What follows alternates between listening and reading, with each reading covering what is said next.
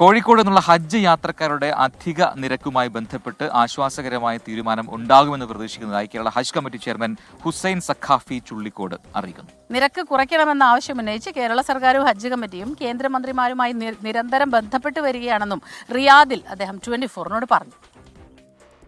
കോഴിക്കോട് നിന്നുള്ള ഹജ്ജ് യാത്രക്കാർക്ക് കേരളത്തിലെ മറ്റു വിമാനത്താവളങ്ങളിൽ നിന്നുള്ളതിനേക്കാൾ ഏകദേശം 40,000 രൂപ അധിക ചാർജ് നൽകേണ്ടി വരുമെന്നാണ് ഇതുവരെ ലഭ്യമായ വിവരമെന്ന് സംസ്ഥാന ഹജ്ജ് കമ്മിറ്റി ചെയർമാൻ ഹുസൈൻ സഖാഫി ചുള്ളിക്കോട് വ്യക്തമാക്കി.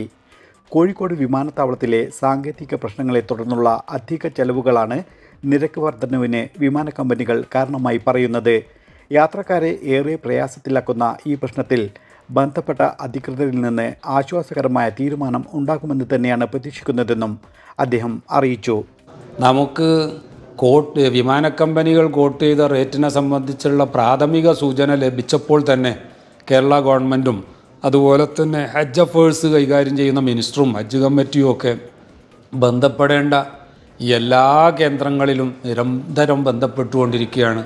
കേന്ദ്ര ന്യൂനപക്ഷകാര്യ മന്ത്രി, അതുപോലെ തന്നെ ഹജ്ജ് കാര്യമന്ത്രി, അതിൻ്റെ പുറമെ വ്യോമയാന മന്ത്രി, ഇവരൊക്കെ ആയി ബന്ധപ്പെട്ടുകൊണ്ട് കോഴിക്കോട്ടു നിന്നുള്ള നിരക്ക് കുറച്ച് കൊണ്ടുവരണം എന്ന് തന്നെ ആവശ്യപ്പെട്ടുകൊണ്ടിരിക്കുകയാണ്.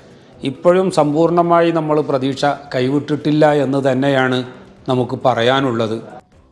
കേന്ദ്ര ഹജ്ജ് കമ്മിറ്റി നൽകിയ ഷെഡ്യൂൾ പ്രകാരമുള്ള മുഴുവൻ കാര്യങ്ങളും കേരള സർക്കാരിൻ്റെയും ഹജ്ജ് മന്ത്രിയുടെയും ഹജ്ജ് കമ്മിറ്റിയുടെയും നേതൃത്വത്തിൽ ഇതിനകം പൂർത്തിയാക്കാൻ സാധിച്ചിട്ടുണ്ട്. ഹജ്ജിൻ്റെ 3 ഘട്ട സാങ്കേതിക ക്ലാസുകളാണ് ഇതിൽ പ്രധാനം.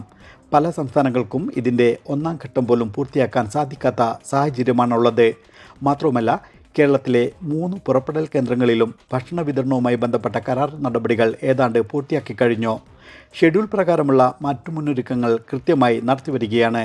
ഇത്തവണ കോഴിക്കോട്, കൊച്ചി, കണ്ണൂർ എന്നീ പുറപ്പെടൽ കേന്ദ്രങ്ങളിൽ നിന്നായി ആകെ 16,000-ഓളം ഹജ്ജ് തീർത്ഥാടകരാണ് യാത്ര ചെയ്യുന്നത്.